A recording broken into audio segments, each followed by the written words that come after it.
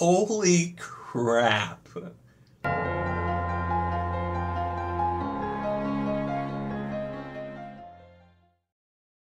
Hello and welcome to my channel. In this video, we're going to be talking about The Eye of the Bedlam Bride, which is Dungeon Crawler Carl 6.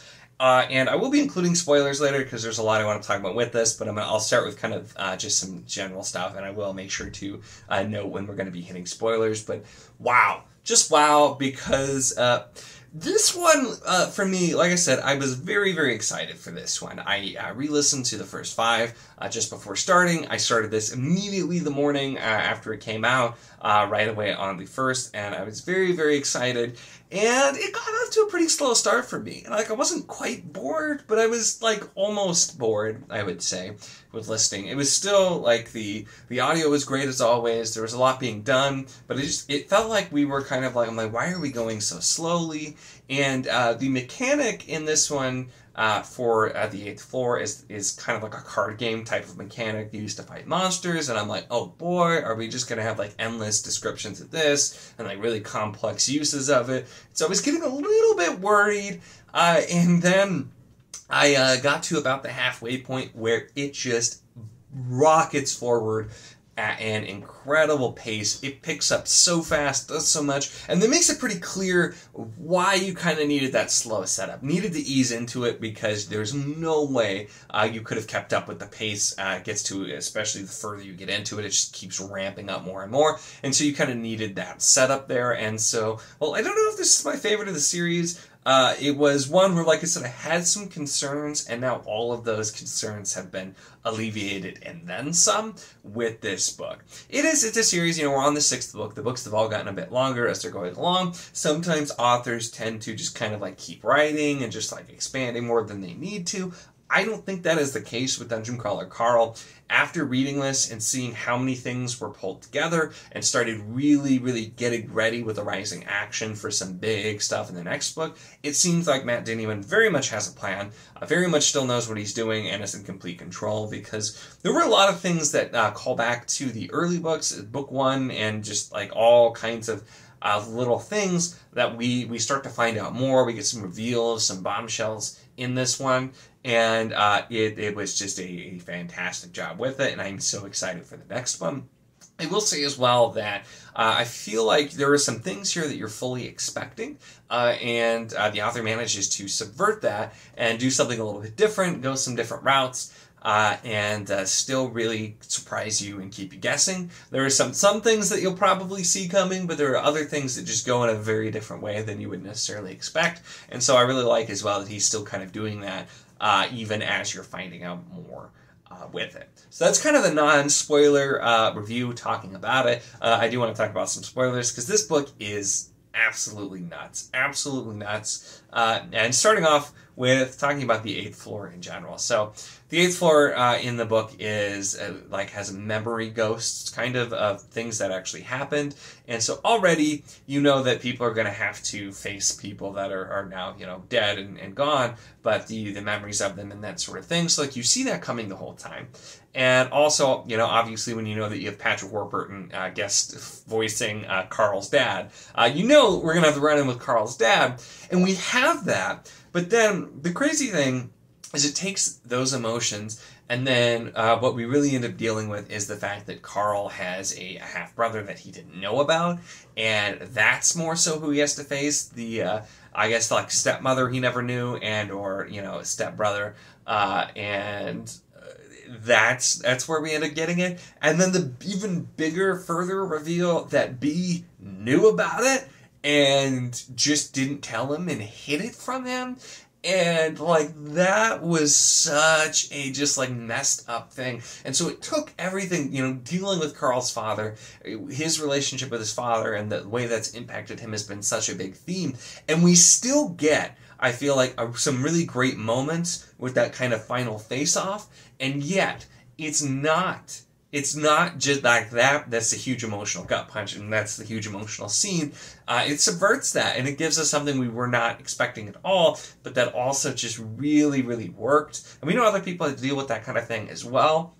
But seeing that with Carl, kind of having that moment, we already had kind of the moment where Donut had to face some stuff about herself as well. And so getting Carl at that moment was just really great, and was just even better than expected. And as I was reading it, I'm like, it's got to be the kid that is gonna be involved somehow, but you're still not fully expecting all the bits of information. So one of those things where, like, you can kind of see, but then the way it's done still is nice and surprising, and is really fun. And in general, we just got so many bombshells and reveals here.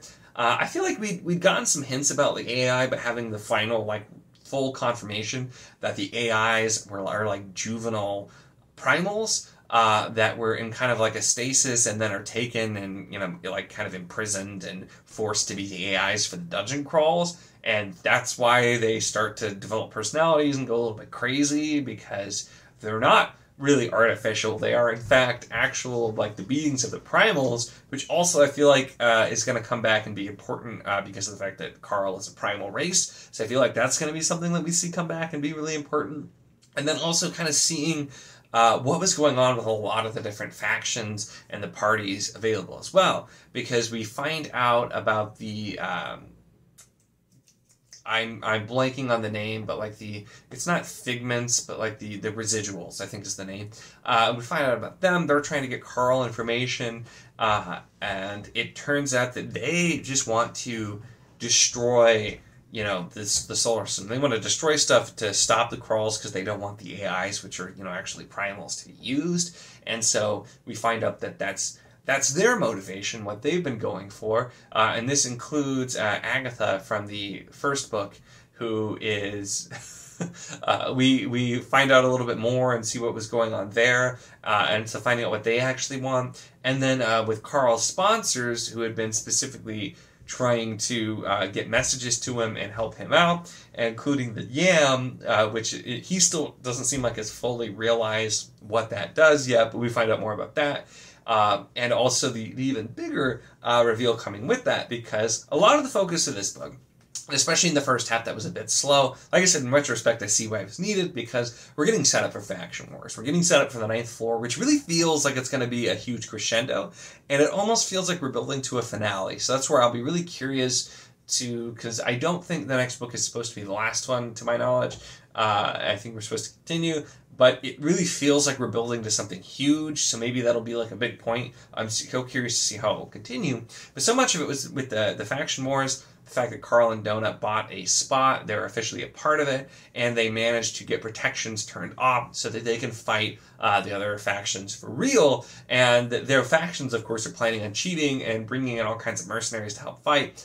But the ending with the ship of 50,000 former crawlers coming to fight for them, just, oh, such a good moment. And like we knew from before, there had been the little mentions and things that they were being supported by former crawlers, but we didn't fully know all of it at the same time. We didn't, like, we knew they were helping, and they must have some sort of plan, but actually seeing that that's what their plan was, and this is what they wanted, is just crazy, and it's more and more of these big things really coming in as well. And so it's all of these different people, and seeing that there are different factions of people who want the crawls to end, but for different reasons, and looking at what's actually done and why it's done, and all of these different pieces. So a lot of the threads from the earlier books really start to come together here, and that's where I'm much more confident in the fact that I think this series is going to have a really great ending, because I've been saying for a while, like, I have no idea how he's actually going to end this, but with everything that's been pulled together and that we're building for this next book,